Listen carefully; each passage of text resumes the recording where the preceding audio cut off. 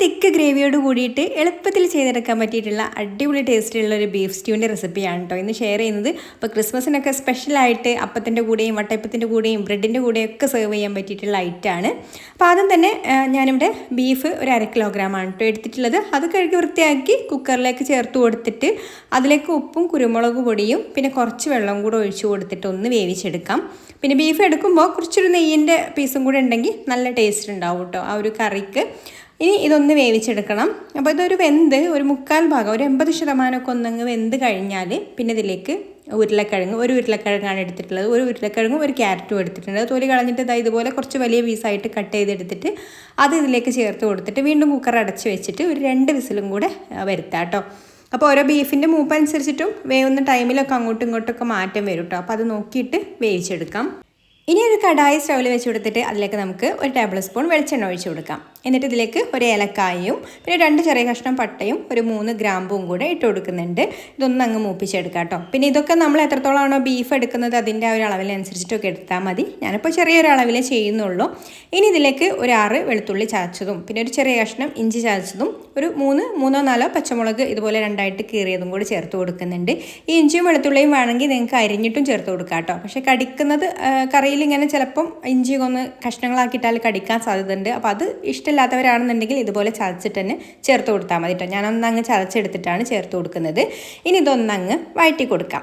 എന്നിട്ട് ഇതിലേക്ക് ഒരു സവാള ഇതുപോലെ കനം കുറച്ച് അരിഞ്ഞതും ചേർത്ത് കൊടുത്തിട്ട് വഴറ്റിയെടുക്കുന്നുണ്ട്. പിന്നെ 2 തണ്ട് കറിവേപ്പിലയും ചേർത്ത് കൊടുക്കാം. പിന്നെ അല്പം ഉപ്പും കൂടെ ചേർത്ത് കൊടുക്കാം കേട്ടോ. നമ്മൾ ബീഫിൽ ഉപ്പ് ചേർത്ത് കൊടുത്തിട്ടുണ്ട്. അപ്പോൾ അത് നോക്കിയിട്ട് ചേർത്താൽ മതി. എന്നിട്ട് നന്നായിട്ട് ഒന്ന് വഴറ്റിയിട്ട് ഇതുപോലെ നല്ലൊരു ഗോൾഡൻ ബ്രൗൺ കളറായിട്ട് വരുന്ന സമയത്ത് നമുക്കിതിലേക്ക് നമ്മൾ വേവിച്ചെടുത്തിട്ടുള്ള ബീഫ് ഉണ്ടല്ലോ ആ ഒരു ബീഫും കൂടെ ചേർത്ത് കൊടുക്കാം. ബീഫിൽ കൂടുതൽ വെള്ളം ഉണ്ടെങ്കിൽ ഒന്ന് വറ്റിച്ചെടുക്കണം കേട്ടോ. അപ്പോൾ നമ്മൾ വേവിക്കുന്ന സമയത്ത് ഒരുപാട് വെള്ളം ചേർത്ത് കൊടുക്കേണ്ട. അപ്പോൾ നമുക്ക് ഒരുപാട് നേരം അത് വറ്റിച്ചെടുക്കേണ്ടി വരും. കുറച്ച് വെള്ളത്തിൽ ഒരു 1/4 കപ്പ് വെള്ളമൊക്കെ ഒഴിച്ച് കൊടുത്തിട്ട് ബീഫ് വേവിച്ചെടുത്താൽ മതി കേട്ടോ. എന്നാൽ നമുക്ക് കറക്റ്റായിട്ട് കിട്ടും. ഇതിൽ ഓവറായിട്ട് വെള്ളമൊന്നുമില്ല. ഇനി ഇതിലേക്ക് ഒരു 1/4 ടീസ്പൂണ് ഗരം മസാലയും പിന്നെ ഒരു ടീസ്പൂണും കൂടെ കുരുമുളക് പൊടിയും കൂടെ ചേർത്ത് കൊടുക്കുന്നുണ്ട്. അപ്പോൾ എരിവ് നോക്കിയിട്ട് ചേർത്താൽ മതി. അപ്പോൾ ഈ ലാസ്റ്റ് ചേർക്കുമ്പോൾ ഒരു പ്രത്യേക ഫ്ലേവറാണ് കേട്ടോ. അപ്പോൾ അതും കൂടി ചേർത്ത് കൊടുത്തതിന് ശേഷം പിന്നെ ഞാനിത് ഒരു 6 അണ്ടിപ്പരിപ്പ് ഒന്ന് കുതിർത്ത് അരച്ചെടുത്തതാണ് കേട്ടോ ഇത്. അപ്പോൾ അതും കൂടെ ഇതിലേക്ക് ചേർത്ത് കൊടുത്തിട്ട് മിക്സ് ചെയ്ത് കൊടുക്കാം. ഇനി ഇതൊന്നങ്ങ് ഇളക്കി ഒന്നങ്ങ് തിളച്ച് കഴിഞ്ഞാൽ തന്നെ കറി നല്ല തിക്കായിട്ട് വരും കേട്ടോ. ഇനി ഇതൊന്ന് തിളച്ച് കഴിഞ്ഞതിന് ശേഷം ഇതിലേക്ക് നല്ല കട്ടിയുള്ള തേങ്ങാപ്പാലാണ് ഒഴിച്ചു കൊടുക്കുന്നത്. തേങ്ങാപ്പാൽ ഒഴിച്ച് കഴിഞ്ഞാൽ പിന്നെ തിളക്കാൻ പാടില്ല. ഒന്നങ്ങ് ചൂടായി വന്നാൽ മതി. അപ്പോൾ എല്ലാം കൂടി ഒന്നങ്ങ് നന്നായിട്ട് മിക്സ് ചെയ്ത് കൊടുത്താൽ തന്നെ ഇതൊന്നങ്ങ് ചൂടായിട്ട് വരും കേട്ടോ. അപ്പോൾ ഇതുപോലെ അങ്ങ് ചൂടായി കഴിഞ്ഞാൽ പിന്നെ ഫ്ലെയിം ഓഫാക്കാം.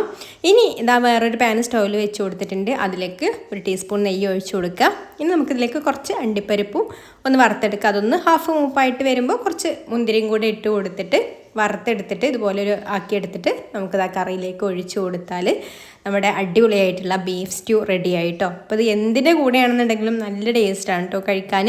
അപ്പോൾ നിങ്ങൾ ഒന്ന് ട്രൈ ചെയ്ത് നോക്കിയിട്ടില്ലെങ്കിൽ ട്രൈ ചെയ്ത് നോക്കിക്കോളൂ. ഇഷ്ടമായിട്ടുണ്ടെങ്കിൽ ലൈക്ക് ചെയ്യാനും ഷെയർ ചെയ്യാനും ചാനലൊന്ന് സബ്സ്ക്രൈബ് ചെയ്യാനും ഫേസ്ബുക്കിലാണ് കാണുന്നതെന്നുണ്ടെങ്കിൽ പേജ് ഒന്ന് ഫോളോ ചെയ്ത് സപ്പോർട്ട് ചെയ്യാനും കൂടി മറക്കല്ലേ. അപ്പോൾ ഇനി മറ്റൊരു നല്ല റെസിപ്പിയുമായിട്ട് അടുത്ത വീഡിയോയിൽ കാണാം. താങ്ക്